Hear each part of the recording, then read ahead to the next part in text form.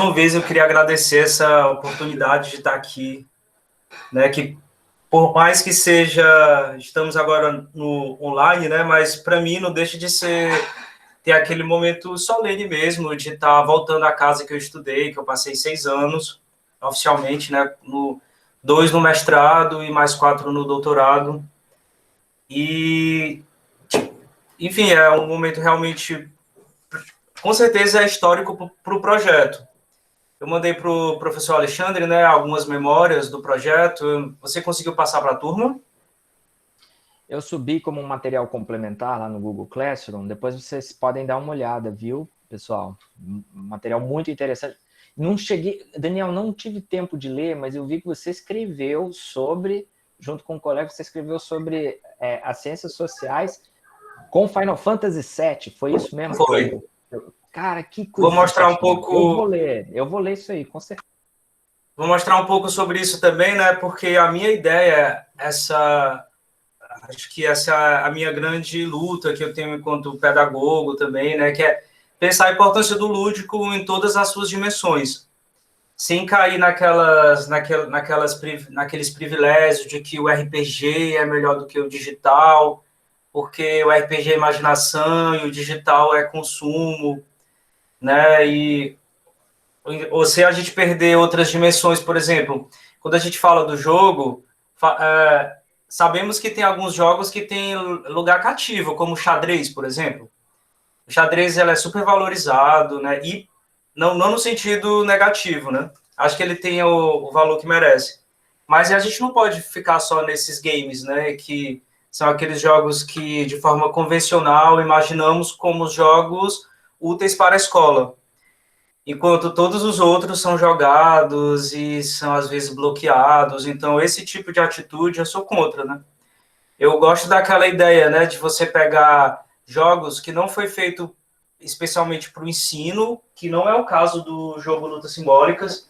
Esse jogo, ele sempre teve essa dimensão assim, ó, de mostrar a sociologia do Pierre Bourdieu e de forma correta, né, no sentido de que isso acontece com vários autores, né?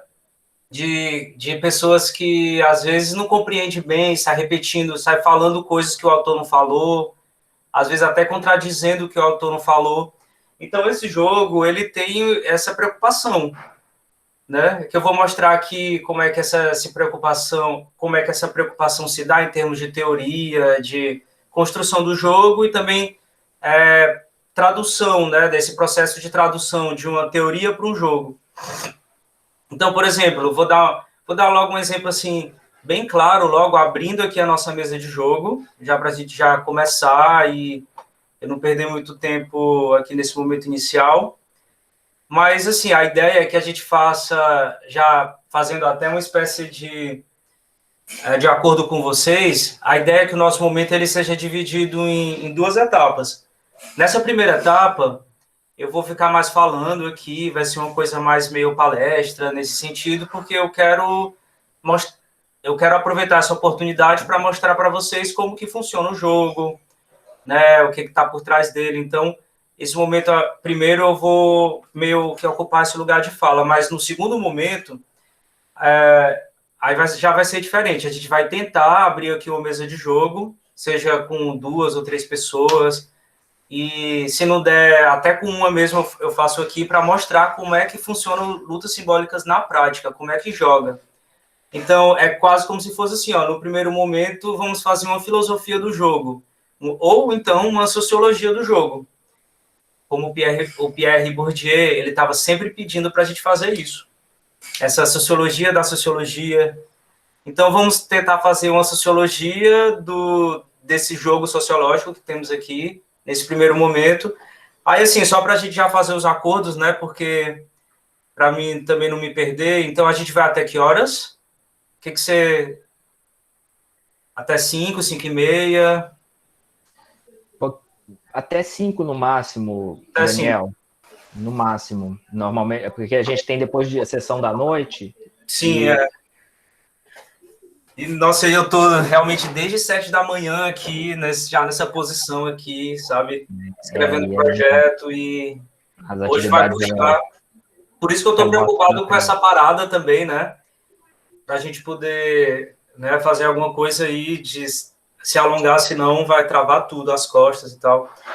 Então, fazer assim, ó, a gente vai até 5 horas, então, nesse primeiro momento, a gente vai até 3h30, tranquilo? Aí a gente vai dar uma parada de 20 minutos e a gente volta 10 para as 4. Entendido? Combinado assim, 3h30 a gente vai dar essa paradinha aí para tomar um café, fazer outras coisitas. E voltamos às 10 para as 4 para a gente poder aproveitar aí mais 1 hora e pouco nessa parte mais prática. Então, o que eu vou fazer nesse momento agora é já abrir o nosso ambiente de aprendizagem, que eu gosto de chamar assim, para que as pessoas possam fazer um paralelo de que a nossa mesa de jogo, ela também é uma mesa de aprendizagem. Também é um espaço ali de produção de conhecimento digital, virtual.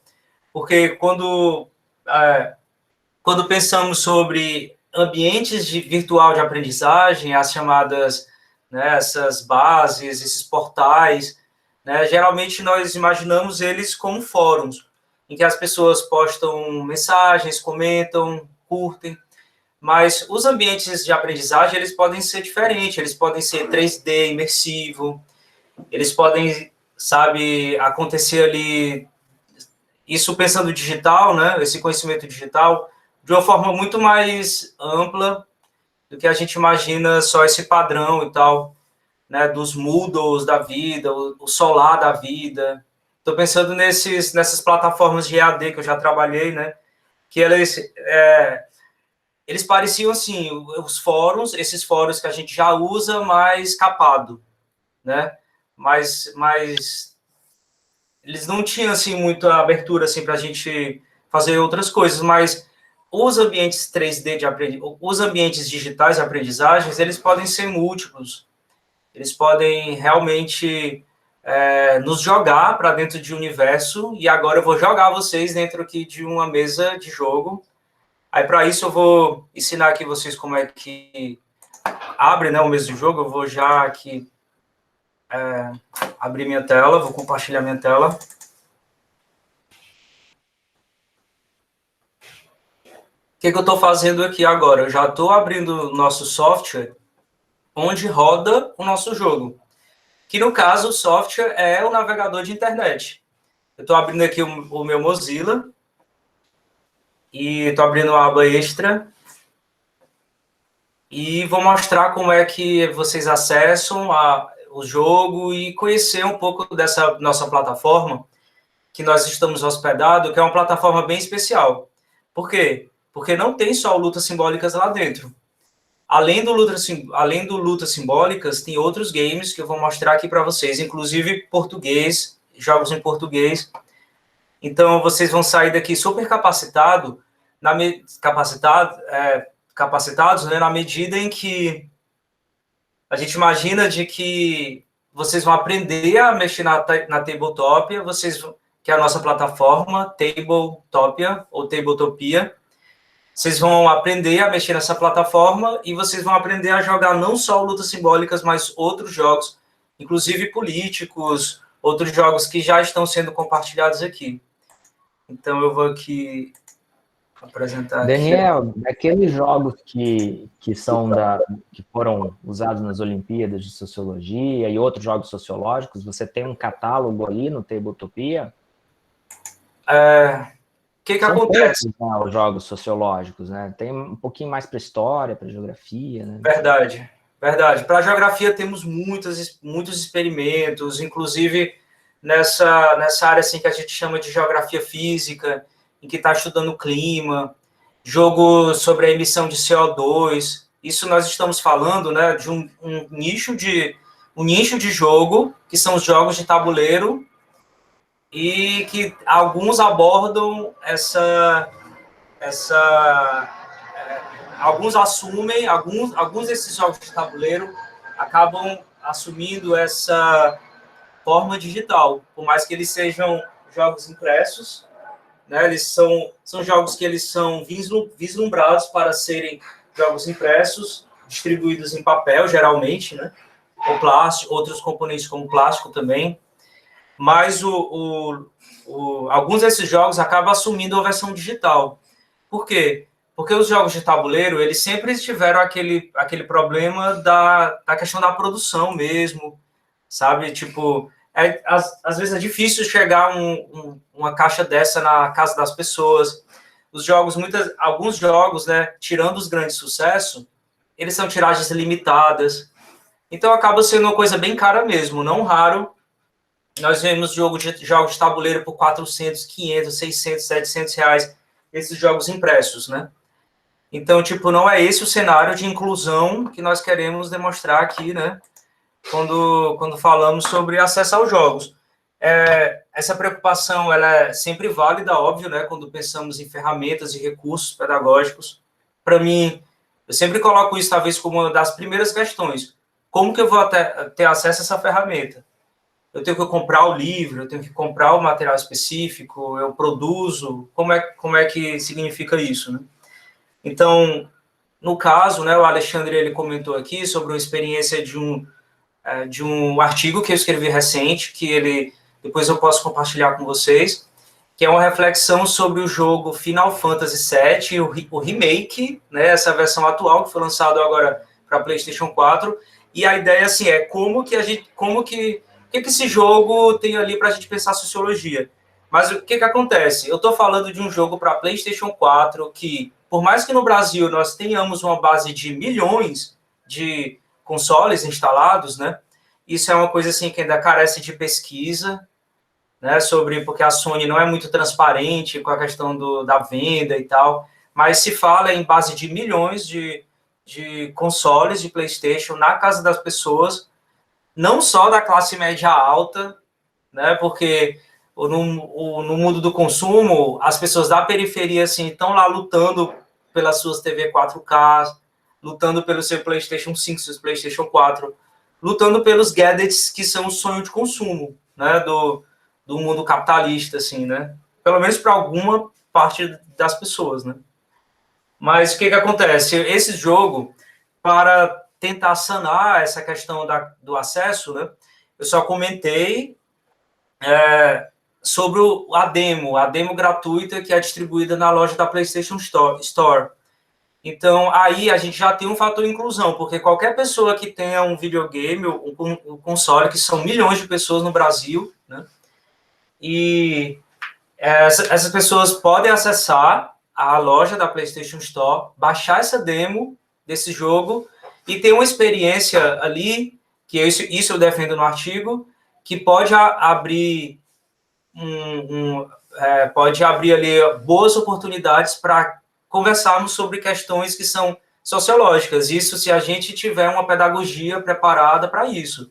Se nós tivermos instrumentais para pegar esses produtos do mundo do consumo que não foram feitos para sala de aula, mas a gente reverte e coloca. Por exemplo, vou dar um exemplo aqui, os filmes da Marvel, né, os filmes de super-heróis, os Homem-Aranhas. Claro que, aparentemente, né, esse universo, é muito fácil a gente taxar isso de futilidade, né, de alienação, de produto de consumo. É muito fácil, ainda mais nós das ciências sociais, né? Eu mesmo, com certeza, eu cometo vários equívocos desse, né, em razões dos meus padrões culturais, dos meus valores, daquilo que eu gosto, daquilo que eu seleciono como útil, daquilo que eu seleciono como inútil. Enquanto o professor realmente que está trabalhando realmente dentro desse universo, eu jamais vou poder dizer que todos os jogos que existem no mercado têm um imenso fator pedagógico para a gente. Não, claro que não. Tem coisas realmente que só com muita imaginação sociológica para você fazer aquela relação mesmo. Não, mas existe sim, né, formas de... isso eu defendo no artigo, né, de que essas pedagogias, essas fantasias digitais que existem nesses universos digitais, eles devem sim ser apropriados para reflexões sociológicas. Então, assim, por que um filme, por exemplo, como, sei lá, o filme por que o filme do Stanley Kubrick, ele pode merecer uma tese de doutorado? É possível você construir um objeto em cima de um filme do Stanley Kubrick e tentar ali de alguma forma, fazer uma tese sociológica, filosófica. Isso é só o que tem, são trabalhos, né, que se debruçam sobre o único filme ou o único álbum, né, marcante aí da música e tal. Então, por que não fazer isso com os jogos? Então, não se tem nem argumento para a gente imaginar de que jogos, né, esses jogos, inclusive os eletrônicos, eles não são marcantes, né, dessa questão da história cultural, dos objetos e das coisas. Então, é isso, a saída é, vamos colocar, ao invés de brigar com os videogames, né, vamos se apropriar dele, vamos tentar pegar o que é útil. Claro que tem muita coisa inútil, mas tem muita coisa útil. Existe ali umas grandes possibilidades, e eu vou mostrar aqui para vocês algumas, né, nessa linha aqui dos PCs. Vou colocar aqui, eu compartilhar uma janela. Pronto. Então, aqui vocês já estão vendo a nossa plataforma, que é um site chamado Tabletopia, ou tabletopia.com. Nada mais é do que um jogo, uma plataforma que chamamos também de sandbox, dentro do mundo aí da indústria dos games. São plataformas em que nós podemos entrar nelas e construir coisas. Inclusive o Lutas Simbólicas... Oi? Então, isso é que é o sandbox. Eu escuto todo mundo falando, mas não sabia o que era, não. São as caixinhas de areia em que nós podemos não só consumir coisas, mas produzir coisas ali, como o jogo Roblox, o jogo Minecraft também, que são jogos que não são do meu tempo, né? Então eu tive até um certo preconceito, resistência com esses jogos, mas meus sobrinhos aqui, eles sanaram isso, né? Me mostrando as potencialidades do Minecraft, né? Recentemente, eu acho que não raro vocês já devem ter visto, né, de que uma biblioteca digital no Minecraft já tem 50 mil livros catalogados. Então, esse tipo de coisa às vezes acontece, né, de pessoas utilizarem os games para forma não prevista. E um desses casos é exatamente essa ideia da sandbox. São esses espaços em que nós podemos criar coisas ali meio que inimagináveis e super diferentes, utilizando recursos simples da plataforma, porque eu não sou da área de programação, eu tenho graduação em Ciências Sociais pela Universidade Estadual do Ceará, fiz o mestrado na Sociologia na UFC e o doutorado também, ou seja, eu sou totalmente da área, né, de Ciências Sociais, e não fiz curso extra de programação, mas o Lutas Simbólicas aqui digital foi eu mesmo que fiz essa versão digital dele, porque essa sandbox, né, ela permite que nós criemos jogos digitais sem precisar de conhecimento de programação. Ninguém vai precisar entender de linhas de código, você não abre nenhuma linha de código e vocês poderão fazer um jogo do zero. Isso aqui também é uma coisa que nós temos muito que pensar nisso, né, nessa possibilidade disso, porque os jogos sociológicos, eles estão aparecendo agora, tem muitos games que estão aparecendo, muitas experiências bem bacanas, então, e eu já vi na UFC também, já participei de um evento em 2016, em que eu conheci uma galera que estava fazendo experiências bem legais com jogos, tinha um RPG sobre a ditadura militar, ambientado, né, nesse período, e eu super jogaria esse RPG. Né? Eu não jogaria hoje um D&D, por exemplo, um Advanced Dungeons and Dragons, né? Porque eu não me vejo jogando RPG em que eu vou interpretar um elfo agora, né? Ou um druida. Já fiz isso demais. Hoje eu estou mais interessado nesses jogos em que eles são mais ligados ali com a sociologia e tal. Então, o RPG sobre a ditadura militar, né, me instigou muito quando eu conheci esse projeto. Não sei se ele foi para frente, mas se não for, é um momento de pegar aquele projeto que está ali, às vezes escondido, porque o Lutas Simbólicas, antes de chegar nessa versão aqui, eu criei uma versão bem básica em 2011, joguei um pouco e ficou parado até 2014. Ficou lá dentro de um saquinho. Eu acho que eu posso até mostrar aqui para vocês como é que é a primeira versão. Ele tá aqui. Gente, eu tô de bermuda porque eu não tenho muito conforto térmico aqui no meu quarto.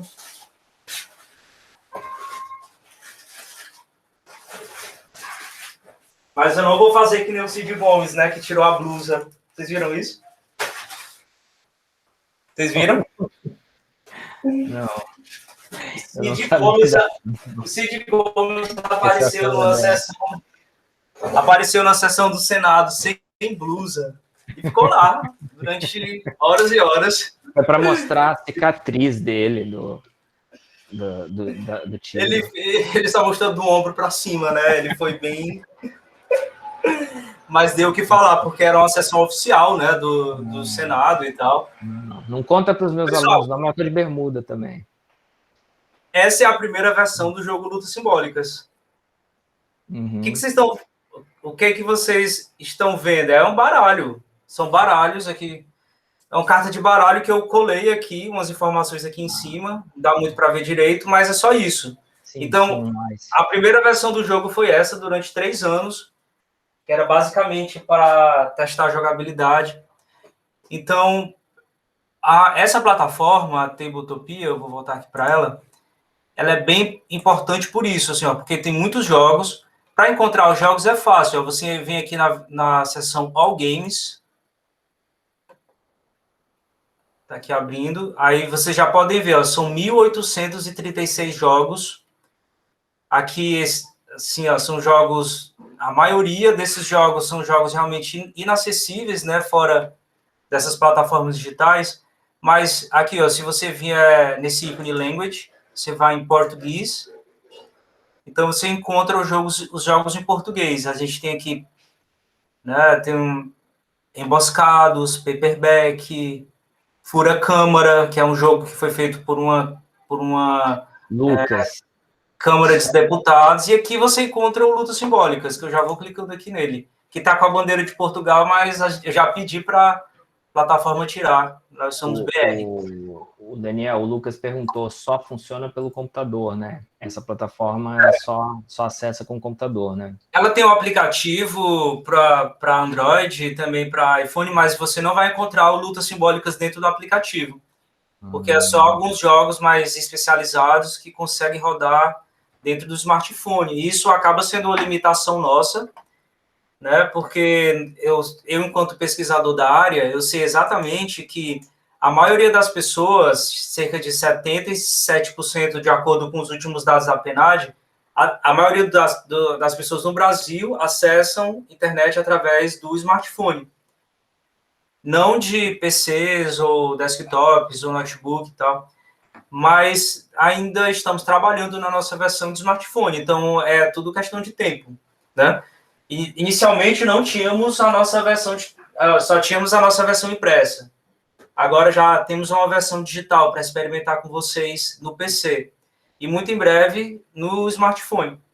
Com certeza, já fizemos até alguns ensaios, mas não ficou funcional, ficou ruim, não ficou jogável.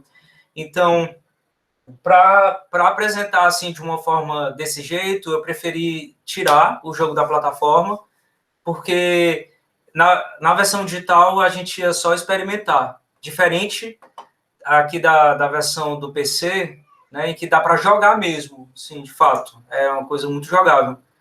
Então, vocês estão vendo, né, aqui a página principal.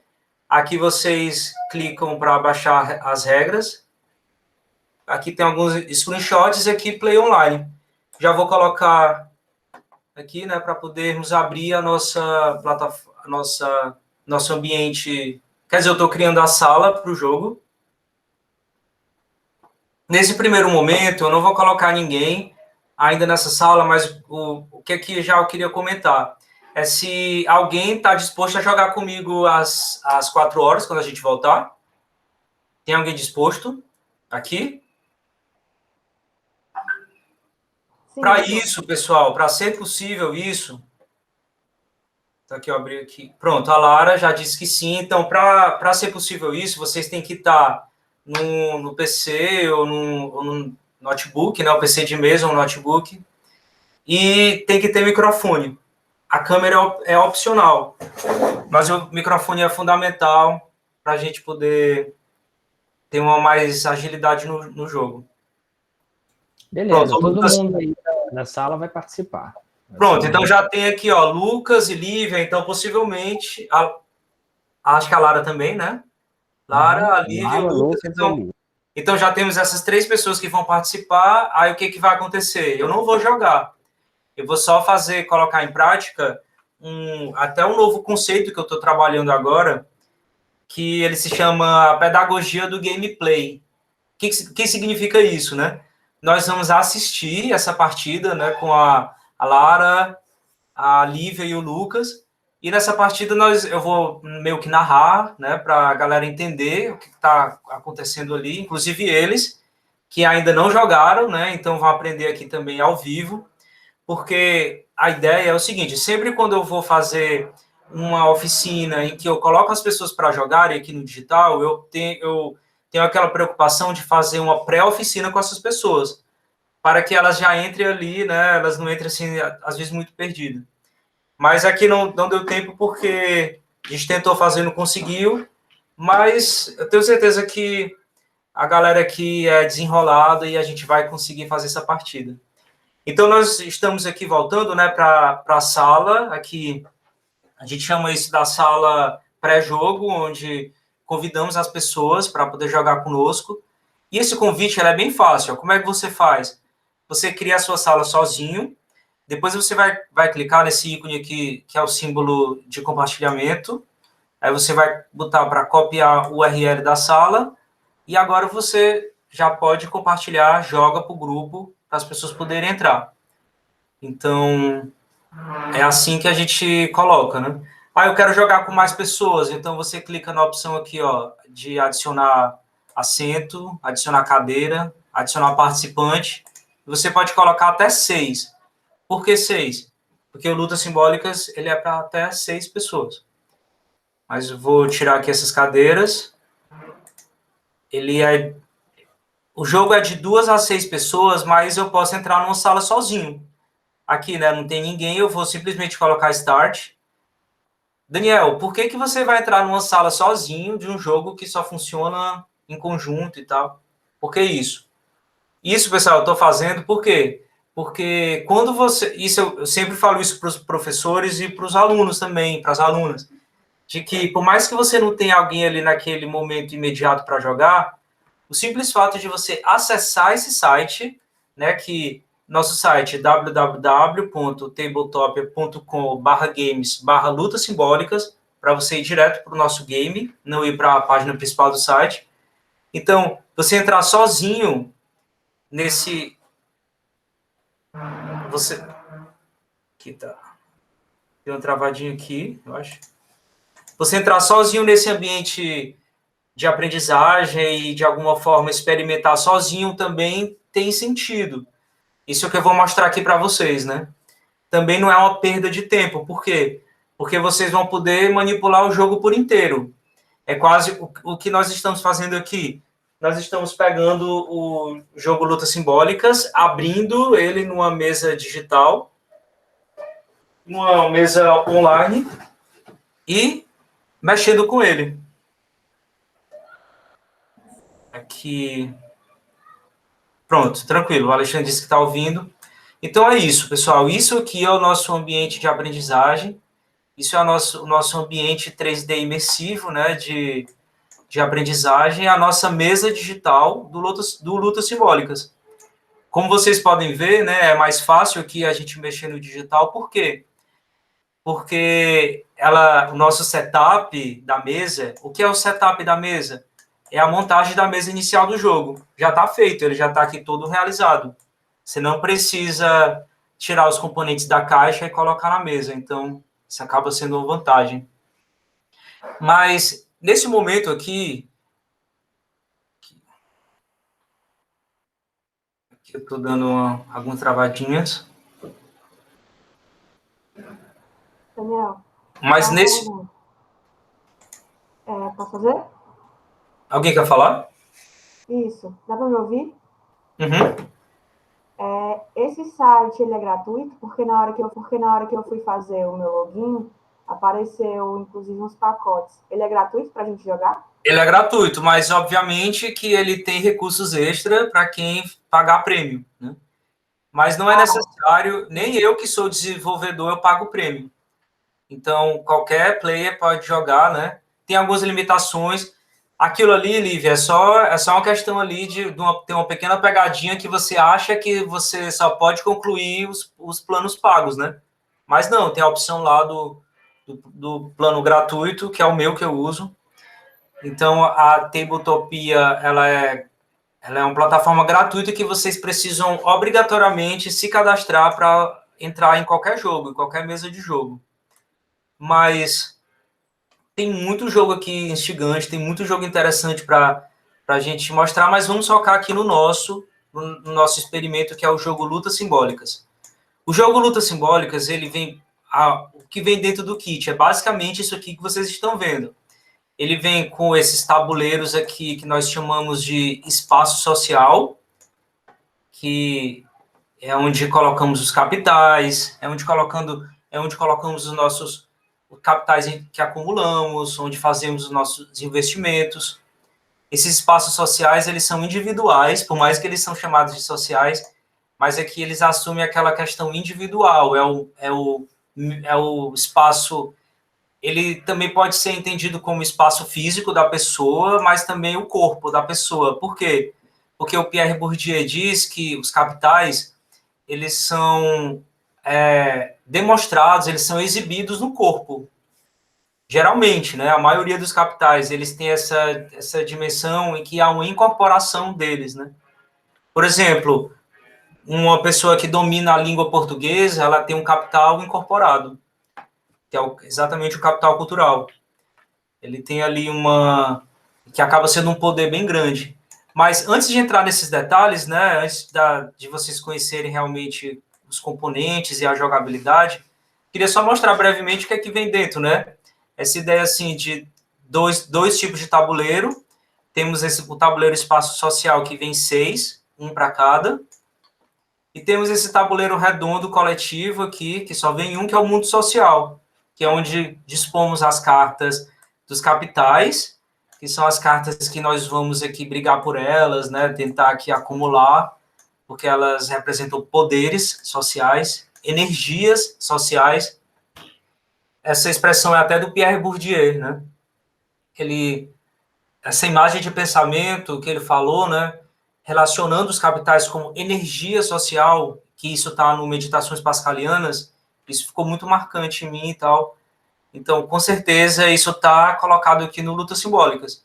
Essa ideia de que os capitais são poderes, são energias, são marcadores de distinção de privilégios, né? E nesse jogo, aqui no nosso exemplo, no nosso resumo, nós temos 3 tipos de capitais, que é o capital social. Aqui nós temos aqui um estudo, né, das formas. O que significa isso? Isso aqui são pessoas, são bonecos. Imaginando assim de que nessa sociedade em que tudo é jogo, vou já falar sobre isso, essa ideia do mundo como jogo. O que nós somos, hein? Será que nós somos jogadores, nós somos pessoas, nós somos agentes sociais agindo no mundo? Ou será que essa metáfora em que imaginamos as pessoas como jogadores, uma espécie de grande jogo, né? Quais são os limites e as potencialidades dessa imagem de pensamento?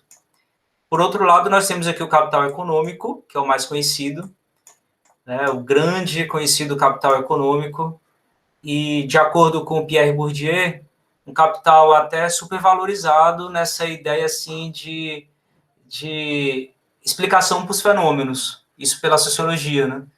Porque o Pierre Bourdieu, ele critica essa visão, aquelas teorias que ele classifica como economicista, que é aquelas que reduziam tudo, basicamente, à questão do capital econômico, sem compreender de que a lógica do capital econômico é uma, beleza, o capital econômico é poderoso, mas a lógica do capital social é outra.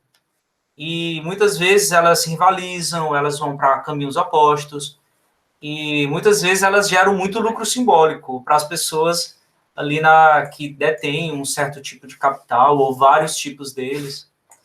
Então, essa é a grande contribuição do Pierre Bourdieu.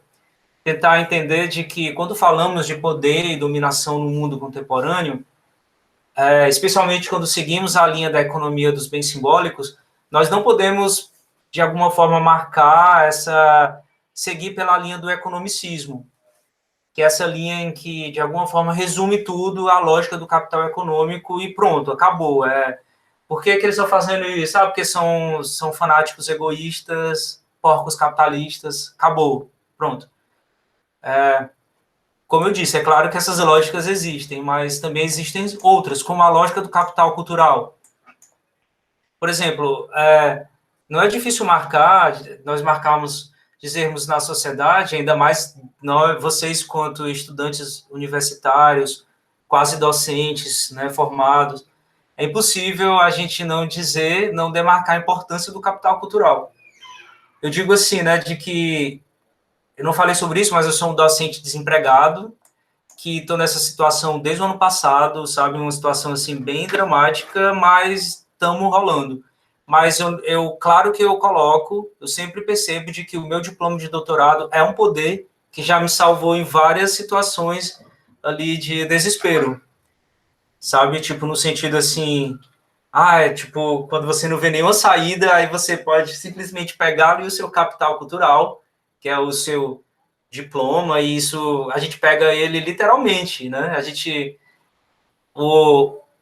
Por mais assim, que o capital cultural, falando um pouco sobre essa lógica, né, do capital cultural, por mais que ela tenha ali ela tem uma base também ali bem marcante do economicista. Por exemplo, como é que a gente demarca isso? Pensando sobre os diplomas escolares, que eles são feitos em papel moeda. Vocês sabiam disso? Aquele mesmo papel que, teoricamente, está imprimido aí as cédulas de R$ 200, que eu nunca vi, eu realmente nunca vi, nunca peguei, né, nenhuma. Então, o mesmo papel aí que está imprimindo esse dinheiro aí de papel também é o que está imprimindo os nossos diplomas escolares, mas isso não significa dizer que um diploma de doutorado, de mestrado, ou um diploma de Harvard, ou de uma instituição conceituada da América Latina, ou da Índia, ou da China, não podemos jamais imaginar de que essas lógicas, né, de acumulação desses capitais culturais e de produção desses capitais culturais, ela se resume só na questão do dinheiro e pronto, né?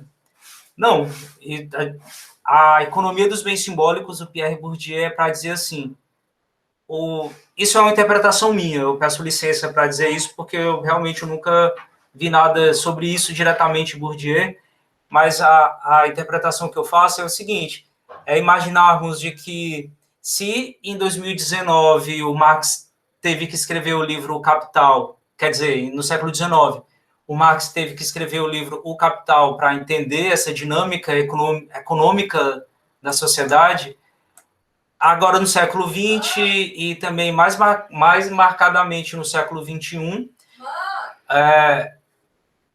Peraí, só um instante, gente. Peraí.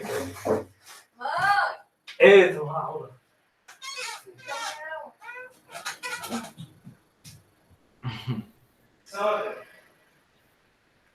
Não vai aqui não, vai lá fora. Vai estar lá na área. Voltei, gente. Então, o que eu estava querendo dizer é o seguinte, é que, muito marcadamente, né, hoje, eu acho que o Pierre Bourdieu, isso é, mais uma vez, uma interpretação minha, eu acho que talvez a obra magna dele poderia se chamar Os Capitais, sabe? Nessa ideia de que existe um salto conceitual muito grande, muito, que eu digo, muito fino também, sabe? Muito criativo, de você criar uma possibilidade, uma teoria, que é a economia dos bens simbólicos, né? Em que todos esses capitais, não só o capital social, não só o capital econômico e não só o capital cultural, porque o Pierre Bourdieu jamais engessou a teoria dele nesse aspecto, né? Então, isso aqui é uma coisa que é um dos grandes erros que eu vejo na teoria, quando algumas pessoas, de forma apressada, vão comentar Pierre Bourdieu. Dizem que o Pierre Bourdieu é o autor que fala do capital econômico, cultural, social e simbólico.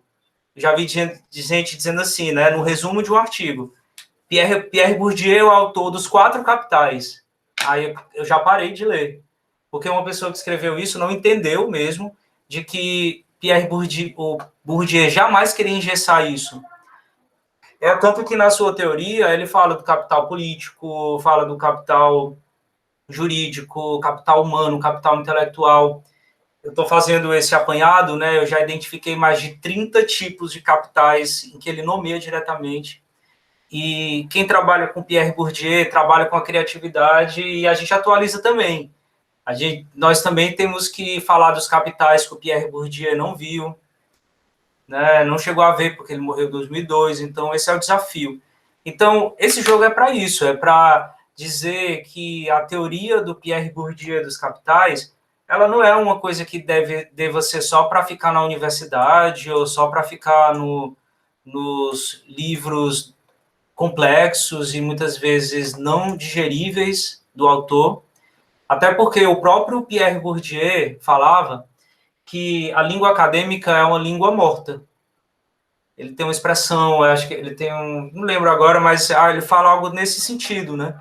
Morta nesse aspecto de que a maioria das pessoas nunca vão ter o meio de decodificar aquilo que está escrito ali, naquele nível de complexidade. Então, isso foi uma coisa que, quando eu li sobre isso, eu disse, nossa, então, eu até repensei sobre a minha trajetória acadêmica, porque o que é que um acadêmico hoje de topo, dentro da universidade, super valorizado, o que é que ele faz?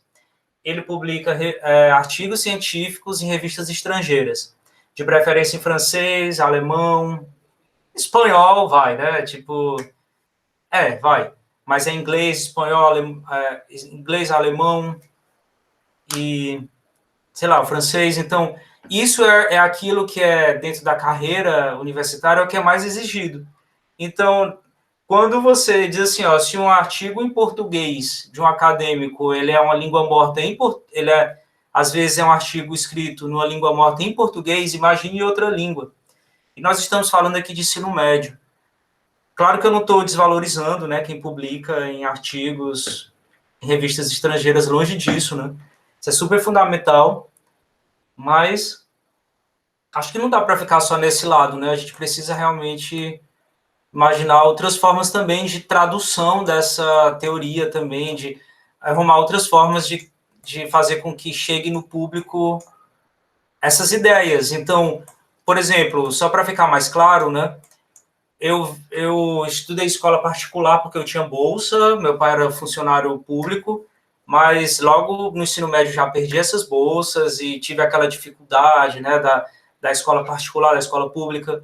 Eu conheci um pouco essa dupla realidade, né, das escolas públicas das escolas públicas mais quebradas até as escolas de ponta, porque durante o ensino médio eu ia participar de aulões no espaço aberto, isso eu estou falando de 2001, 2002, eu estudei no cursinho da faculdade de medicina, então eu estava sempre caminhando por esses mundos e tal. Então, quando eu entrei na faculdade em 2004, quando eu entrei na UES, eu nunca tinha ouvido falar de Pierre Bourdieu. Eu entrei em agosto de 2004, eu estou falando de um momento assim que é chave na minha vida, porque logo no começo do curso, eu gostei logo de sociologia e disse, eu vou ler isso aqui. Me recomendaram um texto do Pierre Bourdieu, do livro Razões Práticas, chamado O Novo Capital ou O Segundo Capital. Acho que é o Novo Capital, que é sobre capital cultural. É o capítulo 2 ou 3 do Razões Práticas. E aquilo, eu era aluno de ensino médio, recém-saído do ensino médio. Eu saí do ensino médio em 2003, aí passei meio ano fazendo cursinho. Não, eu terminei em 2003, né? Aí, em 2004, no meio do ano, eu consegui entrar na universidade, mas com muita luta, porque aquela coisa, assim, de muita pressão, já era fazendo o vestibular e já deixando os currículos na McDonald's, inclusive, para que, se não desse certo, né, esse vestibular, já ia tentar ir no McDonald's e outras coisas da vida. Acabou que deu certo, eu entrei na universidade, mas o que eu queria dizer, é que esse texto sobre o capital cultural, ele me disse muita coisa, mesmo naquele período em que eu estava começando o curso. Por quê? Porque a reflexão do Pierre Bourdieu sobre capital cultural, ela é muito importante estar na escola, especialmente no terceiro ano, em que nós temos a grande competição do vestibular.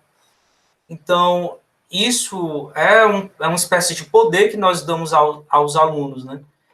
E às alunas. Essa ideia assim, de tentar entender de que a lógica do capital cultural vai permear durante toda a sua vida.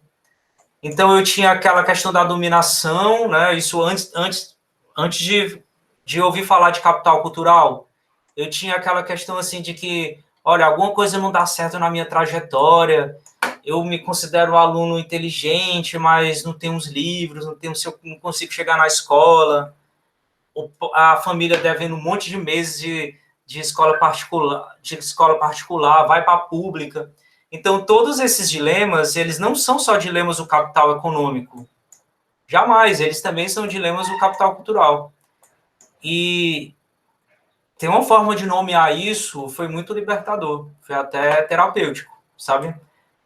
Nossa, é isso, sabe? Aquele momento tipo eureka. Quando eu li sobre, por exemplo, o meu vestibular não foi fácil, foi muito difícil, assim, sabe? Eu estava muito naquela coisa, como eu falei, com a corda no pescoço. Eu não tinha a segunda, a terceira, a quarta chance. Eu já tinha tentado a primeira vez, não tinha conseguido. Então, falar sobre capital cultural, não, ouvi falar de capital cultural em 2004. Eu recém entrado no curso de Ciências Sociais, foi tipo, caraca, é isso, eureka, pronto. Encontrei, assim, quase como se fosse uma resposta para um tipo de dominação que eu já entendia mais ou menos ali que era diferente, sabe, assim, porque na escola pública tem muita gente que é bem sucesso e tal, né, que vai para os negócios e tal, né. Eu já dei aula em 2010, eu tive um aluno de escola pública que hoje é um grande bancário, que eu vejo as fotos dele aí.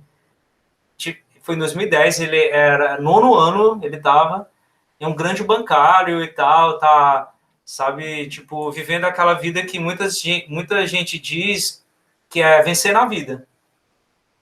Ele realmente subiu a escada do sucesso. Mas, gente, ó, nesse primeiro momento, eu quero mais só 10 minutinhos para falar sobre duas metáforas que nós utilizamos aqui no jogo, que dentro dessa metáfora está o conceito, está também a imagem de pensamento que o autor constrói, nós queremos, de alguma forma, sobressaltar, fazer uma espécie de demarcação, que são duas imagens de pensamento. A primeira imagem de pensamento, ela tem a ver com essa imagem de pensamento, com essa metáfora, com essa forma de imaginar o mundo social. Qual é? Aquela de que o mundo social é um jogo. Vocês já ouviram falar sobre isso? Né? Essa metáfora é bem comum, é uma metáfora de pensamento assim, bem comum, essa ideia de que o mundo social é um jogo e que nesse jogo nós estamos ali de alguma forma disputando alguma coisa e tal. Existe até dentro da economia aquilo que nós chamamos de teoria dos jogos. Mas, de alguma forma, nós podemos dizer que dentro do arcabouço teórico do Bourdieu existe uma espécie de teoria dos jogos, sim. Mas essa teoria dos jogos é diferente daquela teoria que a gente vê da economia. Inclusive, o Pierre Bourdieu, ele chega até a rivalizar, a dizer que a teoria dos jogos dele é totalmente diferente. Ele nem chama, né? Ele não diz que ele tem uma teoria dos jogos, mas isso é uma coisa também que eu identifico. E essa visão, né, ela é mais do que metáfora. Essa ideia de que o mundo é um jogo social, ele usa muito essa expressão jogo social, vem sempre atrelado, mas muitas vezes falar de jogo e falar de sociedade é um sinônimo. Isso foi até uma dica que um professor da UFC me deu, o professor Leonardo Sá, nas conversas que a gente teve, né?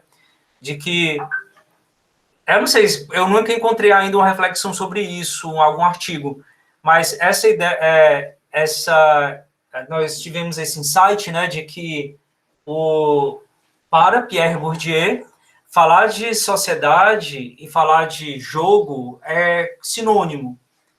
Inclusive, muitas vezes ele prefere usar a expressão jogo do que a expressão sociedade. Por exemplo, no livro Meditações Pascalianas, eu vou abrir aqui rapidamente, só para me tirar a dúvida, que é quantas vezes ele usa a expressão jogo. Dentro desse livro Meditações Pascalianas, que para quem não conhece, já fica a dica aí de um livro bem importante, assim, que eu classifico, do Bourdieu, em que é um livro bem maduro, em que ele já tem, assim, sabe, assim, quase a certeza, assim, do que ele queria, né, enquanto um autor. Aqui eu estou só abrindo aqui a busca total do Reader. Estou só abrindo aqui, né, para eu não dar aqui essa informação falsa para vocês. Mas, gente, ó, o Meditações Pascalianas, eu vou até abrir aqui, porque eu acho isso bem marcante, assim, ó. Só isso já justifica essa ideia de que em Pierre Bourdieu existe sim uma teoria dos jogos, mas é uma teoria dos jogos que, como eu já falei, que nós não podemos imaginar que a mesma lá que nós vemos aí de alguns econômicos, né, que falam muito sobre isso. Se eu colocar aqui, eu vou parar essa apresentação, vou fazer outra. Vou apresentar minha janela. Isso. Apresentou? Entrou? Então, tipo, é a primeira vez que eu estou fazendo isso. Eu estou abrindo aqui uma janela do Reader, não, uma janela de pesquisa do leitor de PDF aqui para vocês. Então, eu acabei de abrir o livro Meditações Pascalianas, que tem a busca por palavras, e coloquei a palavra jogo, e nós encontramos nada mais, nada menos do que 177 instâncias. Então, tipo, o único livro do Pierre Bourdieu, ele usa essa palavra 177 vezes, fora eu colocar, ainda tenho que colocar jogo também, porque jogos, que aí vai aparecer muito mais, vai somar a essas instâncias de pesquisa, porque aqui só está procurando jogo no singular. Então, nossa, olha que bacana, né? Esse recurso, inclusive, aqui de pesquisa de jogo, né? Ou de pesquisa acadêmica, eu uso muito. Por isso que eu só gosto de trabalhar com PDF, que tem esse recurso de busca de palavra, porque eles ajudam muito. Mas, voltando aqui para a nossa mesa virtual, aqui.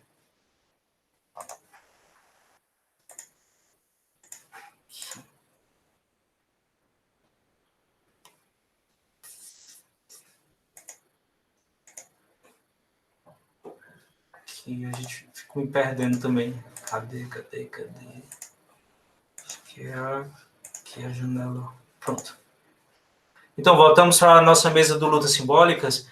Nesse momento, eu queria deixar essa reflexão aqui com vocês, né, sobre essa ideia de sociedade, jogo, né, imaginar de que, para Pierre Bourdieu, jogo é mais do que uma simples palavra, é mais do que um simples substantivo sem efeito, sabe, despretensioso, como eu falar de mesa, cadeira, não. Quando Pierre Bourdieu aciona a palavra jogo, ele está sendo de alguma forma muito específico, muito conceitual, e é claro que nesse momento não dá para esgotar essa discussão, porque é uma discussão que, como eu disse, né, ainda é uma discussão ainda nova. É claro que muitos autores, né, que identificam a obra do Pierre Bourdieu pensam essa questão do combate como algo importante, que o combate também tem a ver com o jogo. Essa ideia de que o Bourdieu trata sobre uma sociologia do conflito, uma sociologia de disputas, uma sociologia agonística. Né? Essa ideia de que agon, que significa combate, também está relacionado com o jogo. Então é isso. Temos que, sempre que pensamos na teoria do Pierre Bourdieu, temos que imaginar de que essa imagem de pensamento, quando eu digo que Pierre Bourdieu realmente imaginava a vida social como um jogo social. isso não é só uma simples metáfora, é realmente uma imagem de pensamento que dá ideias, que dá vazão a criações conceituais. Então, isso nós temos que ter em mente. Essa é a primeira coisa que eu queria demonstrar aqui nesse momento, né? Dessa imagem de pensamento. A segunda, pessoal, tem a ver com essa questão da... Aqui eu vou ter que chegar mais perto aqui da nossa logo do jogo, né? Que qual é a logo do jogo, né? Essa aqui. Nós temos o nome Lutas Simbólicas, né? Nós temos aqui uma referência a um símbolo da burocracia estatal, que é o S, né, de Estado. E quando imaginamos realmente Pierre Bourdieu, nós temos que imaginar essa reflexão que ele fez sobre o Estado como algo realmente bem marcante, né, dentro da teoria do autor. Ele sempre... Pensar o Estado sempre foi uma grande questão, essa questão da burocracia do Estado. Então, mas a imagem de pensamento que eu quero trazer agora se relaciona com a ideia que é outra imagem também bem comum, assim como essa de que a vida é um jogo, né? E essa imagem de pensamento, ela tem a ver com essa ideia de que jogar o jogo da vida, ou seja, viver a vida, significa subir sempre um lance de escadas. Subir significa sempre você tentar progredir sempre verticalmente, né? Essa ideia de que estamos sempre na busca de subir na vida. E como é que você sobe na vida? Como é que você alcança essa posição aí de poder e prestígio, né? Então, não raro, né, falando sobre isso, lembramos sobre aquela expressão, né, dos alpinistas sociais. O que é o alpinista social? É aquela pessoa que quer subir na vida a qualquer preço, né? Então, essa imagem de pensamento, ela é tão vasta de que eu já estou há 3 anos fazendo uma espécie de apanhado, né, sobre esse assunto, sobre essa questão que eu chamo de metáfora da escada, e eu estou escrevendo sobre isso agora nesse momento, né, tanto sobre essas duas metáforas, do jogo, da vida como jogo, e a segunda metáfora da vida como uma subida no lance de escadas. Então, é claro que nós falamos isso metaforicamente, né, mas isso muitas vezes se aplica sim, né, quando estamos ali na hora ali do cotidiano mesmo, da vida real, da vida cotidiana, nós imaginamos, sim, de que temos aquela visão, às vezes quase cinematográfica, de que uma pessoa, quando ela leva uma rasteira, quando ela perde capitais, ela está caindo da escada, ela está, de alguma forma, ali, né? Isso está na poesia, isso eu já coloquei, já consegui captar várias poesias instigantes que falam sobre essa imagem de pensamento, né? Então, nós abusamos, no sentido, assim, de super valorizamos essas duas metáforas, no sentido de que o próprio autor também supervalorizava essas duas metáforas. Imagina você, no único livro, você escrever 117 vezes a palavra jogo. Então, não é à toa que está ali. Isso, como eu mostrei aqui, o autor Pierre Bourdieu. Então, a partir dessa imagem de pensamento, né, a partir dessa visão que eu trago aqui para vocês, é que nós, de alguma forma, colocamos a filosofia do jogo, do nosso jogo, do Lutas Simbólicas, propriamente dito, que é um jogo competitivo, de acumulação de capitais, né, que esses capitais assumem essa característica de serem energias ou poderes raros e exclusivos, em que nós vamos disputar aqui, às vezes, através de forma bem violenta, apesar de que é aquela violência, não da violência física, mas aquela violência simbólica mesmo. Então, isso já que eu já estou aqui num momento já quase de encerramento, né, desse primeiro momento, para a gente poder dar tempo tomar aquele cafezinho, já estamos 3h40, mas eu vou, só para encerrar, né, agora nesse momento, eu queria só dizer, né, que, só para não deixar mais dúvida, né, sobre essa ideia, assim, desse contexto do jogo, né, que nada mais é do que esse contexto da luta de todos contra todos, seja 1, 2, 3, ou 4, 5, ou 6 indivíduos, né, lutando, né, para conseguir aqui esses poderes, esses capitais. E aqui já para matar a curiosidade, né, para quem ainda não viu ainda, né, mas os capitais eles se apresentam dessa forma, a partir de pontos, né, eles possuem pesos relativos que são diferenciados. E aqui nós temos as cartas de ações simbólicas.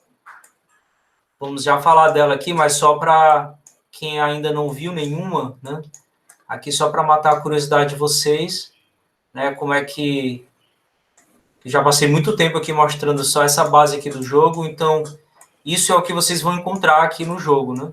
Vocês vão encontrar essas cartas de ações, e nessas cartas de ações elas manipulam ideias e conceitos, que essas ideias e esses conceitos, eles podem ser ali de alguma forma utilizados dentro de uma partida do jogo, e é isso que eu vou tentar mostrar aqui no outro momento, né, quando voltarmos após o nosso intervalo. E, assim, é isso. Nesse momento eu quero escutar um pouco vocês, ou Alexandre, antes da gente encerrar agora esse primeiro momento.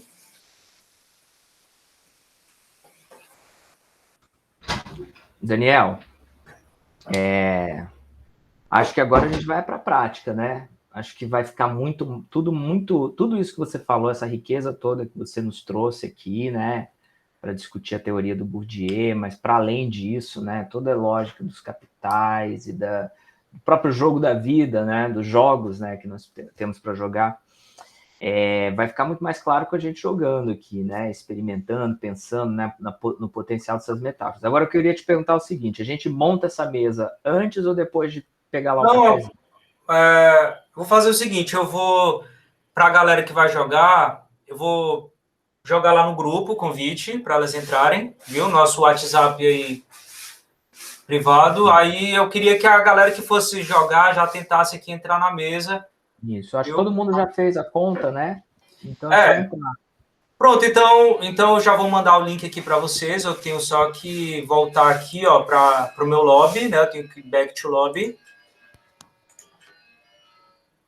Aí é bom que vocês já aprendem, né? Como é que você volta. Você está na mesa de jogo, como volta? Clica nesse ícone aqui do lado que tem. Aí aqui, ó, vou botar aqui, ó, copy. E tô abrindo aqui. Porque criamos um grupo secreto, um grupo, quer dizer, não um grupo secreto, um grupo reservado. Público, né? Para quem quiser chegar, né? Então eu já mandei o link aí para a galera, né? Para vocês tentarem entrar na mesa. Eu já vou abrir aqui, ó, tenho que abrir aqui espaço, senão a galera não consegue entrar. Tem que botar Add Seat, Deixa eu te perguntar uma outra coisa, Daniel, técnica. O microfone abre aí na plataforma ou fica o microfone aqui do Google Meet? No caso, a gente vai usar o do Meet. Tá bom. Mas a plataforma tem um próprio? Daria para a gente ficar conversando lá dentro? Ela tem, mas eu ainda não usei ainda. Não usei ainda nem o recurso de áudio e vídeo de lá. Certo. Eu sempre uso o do Meet ou do StreamYard, que eu uso muito nas lives. Então é isso, pessoal. Vocês já receberam aí. Aí, por enquanto, vamos dar uma paradinha, né? Ou deixa gravando direto? Eu paro aqui. Não tem problema não. Então vamos dar essa paradinha. Depois voltamos para o nosso segundo momento.